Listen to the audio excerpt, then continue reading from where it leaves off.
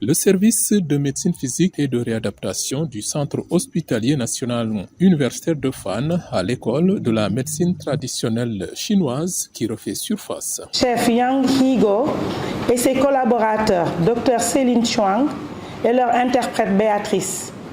Nous les remercions d'avoir choisi le service de médecine physique pour donner cette formation en médecine traditionnelle chinoise. Il s'agit là d'une mission médicale chinoise en séjour au Sénégal qui permet au monde médical de la faculté de médecine de l'UCAD à l'hôpital Fann de renforcer leur capacité médicale en médecine chinoise. Je voudrais également remercier l'ASKIL d'être représenté, mais également d'avoir fait un choix qui respecte l'équité territoriale, même si ce n'est pas représentatif sur le plan quantitatif, mais au moins on a tenté de respecter l'équité territoriale et je voudrais donc vous remercier pour ça. Remercier les étudiants du master de kinésithérapie et les autres kinésithérapeutes ici présents.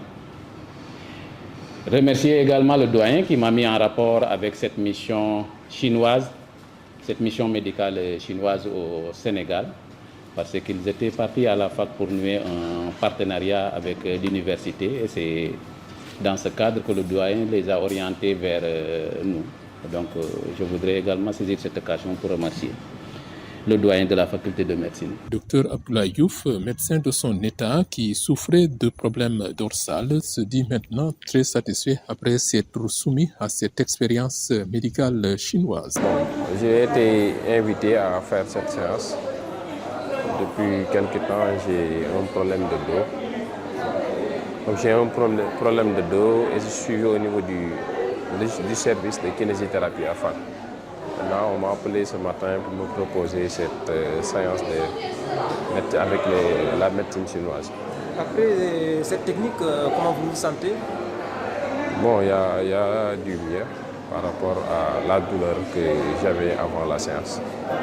Les pratiques médicales chinoises attirent de plus en plus les attentions dans la médecine générale et ce sera l'occasion, selon le professeur Khurshid Diagne, de tester l'efficacité pratique de cette médecine chinoise. Et dire aux participants qu'il faut saisir cette occasion parce que nous sommes à une ère où les thérapies chinoises sont en plein essor. Donc, fréquemment, il nous arrive qu'on nous pose cette question, est-ce que les thérapies chinoises arrivent à calmer certaines douleurs, en particulier les lombalgies? Donc ça veut dire que tout le monde a les yeux rivés sur les thérapies chinoises et il faut saisir cette occasion pour capitaliser ce qui sera dit et l'appliquer, puisqu'il ne s'agit pas tout simplement d'être présent à la formation, mais il faut capitaliser et appliquer par la suite, puisque de plus en plus, il se fera des demandes dans ce sens, donc dans le sens des thérapies chinoises. La médecine traditionnelle chinoise est aussi vieille que sa civilisation et a joué un rôle capital dans la santé des Chinois avant l'arrivée de la médecine moderne à laquelle elle a beaucoup contribué. 中医药是中华民族的瑰宝，为人类健康做出了积极的贡献。从古代的丝绸之路到今天的一带一路，伴随着中国对外交流合作的深入，中医药疗法传播到了近200多个国家和地区，获得了越来越多海外朋友的认可。 La médecine traditionnelle chinoise est un trésor de la nation chinoise et a apporté une contribution considérable à la santé humaine. De l'ancienne route de la soie à l'actuelle ceinture de la route.